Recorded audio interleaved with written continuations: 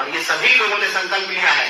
और अब उस दौर को भूल जाइए जब लोग केवल जात के नाम पर वोट देते थे। अब लोग रोटी के सवाल पर वोट करेंगे। और मैं जो कह रहा हूं, मैं माननीय मुख्यमंत्री जी के जन्मभूमि से बोल रहा हूं, उनके गृह जिले से बोल रहा हूं। और शिक्षक आज के डेट में क्या मांग रहे हैं? आप चांद तारा मांग रहे हैं, कुछ नहीं मांग रहा। आज शिक्षक यही चाह रहे हैं, जो दूर दराज में पोस्टेड हैं, वो शिक्षिकाएं चाहती हैं, वो शिक्षक चाहते हैं।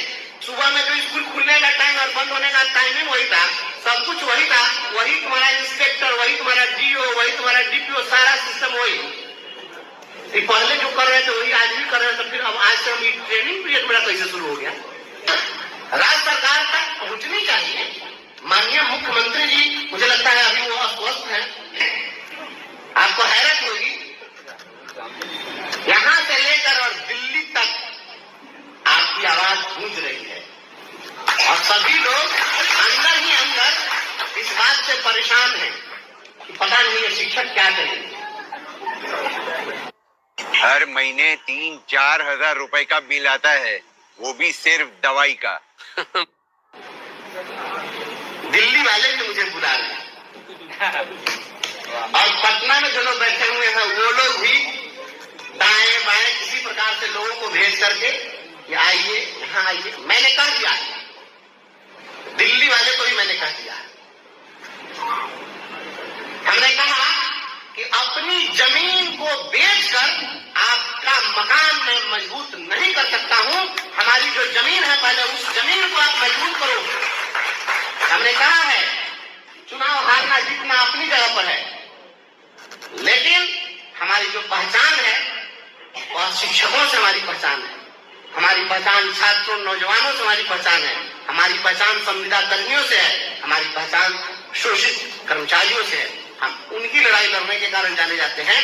इसलिए राज सत्ता प्राप्त करने के लिए कोई मंत्री का पद मिल जाए, इसके लिए मेरा राजनीतिक कद कुछ ऊंचा उठ जाए, इसके लिए मैं कोई काम नहीं करूंगा।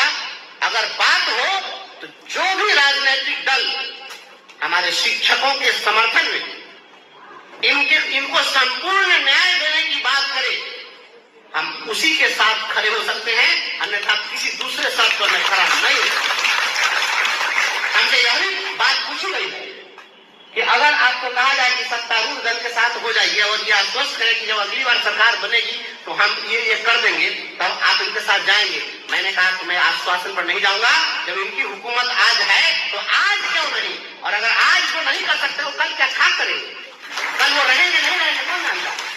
इसलिए पहले शिक्षकों की समस्याओं का समाधान, अधिकारों की बात की और मंत्री जी के बोल रहे थे, इन्होंने कहा कि हम मांगने के फेरा में क्यों रहते, हम छीनना क्यों नहीं। बहुत अच्छी बात है। आपको 2013 में हम निकलना चाहते हैं। वर्ष 2013 महाराजगंज का उपचुनाव हो रहा था, लोकसभा का उपचुनाव था। ये ग्रेजुएट वाले लोग जो बात करते हैं कि अभी भी बहुत नेताओं से बात करिएगा, क्या तो बीए पास लोगों का था या इसमें पढ़े लिखे लोगों का चुनाव था तो ये जीत गए, ये हुआ वो हुआ। ये आम चुनाव में हमारा क्या बिगाड़ेगा? इस बात की भी चर्चा होनी चाहिए।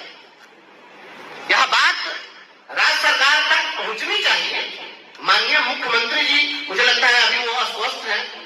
हमारी बात अगर पहुंचे भी तो वो सुनेंगे कि उनके साथ रहने वाले, परिक्रमा करने वाले लोग सुनेंगे। लेकिन जो भी है, जो चाहते हैं कि मुख्यमंत्री के हाथ में थाली पकड़ा के आरती हम करावें और हुकूमत हम चलावें, एक मिट्टी का पुतला को रख करके, तो आप कान खोलकर सुन लीजिए और याद कर लीजिए। उस समय में आपके शिक्षा मंत्री थे प्रशांत कुमार शाही, और उस समय भी मेरे ऊपर कार्रवाई के लिए फरमान जारी किया गया था। उसमें डायरेक्टर ने आदेश निकाला था मेरे ऊपर कार्रवाई की। और 2013 में महाराजगंज में शिक्षकों ने संकल्प किया कि पीके शाही, आपने लाठी चलवाया था 6 मार्च 2013 को, संकल्प लिया शिक्षकों ने कि आपको चुनाव जीतने नहीं देंगे। तो शिक्षकों ने संकल्प लेकर और आपके शिक्षा मंत्री को धूल चढ़ाया उसी महाराजगंज पर। यह याद रखिए।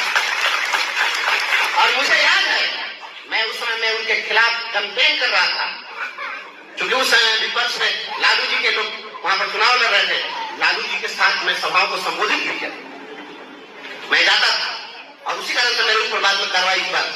मैं आपको बताता हूं, जब चुनाव का समय, जिस दिन चुनाव था, शाम में जब लोग ईवीएम जमा करने के लिए जब जा रहे थे तो जो भी शिक्षक मिलते थे एक दूसरे से गले से लिपट जाते थे और कहते थे कि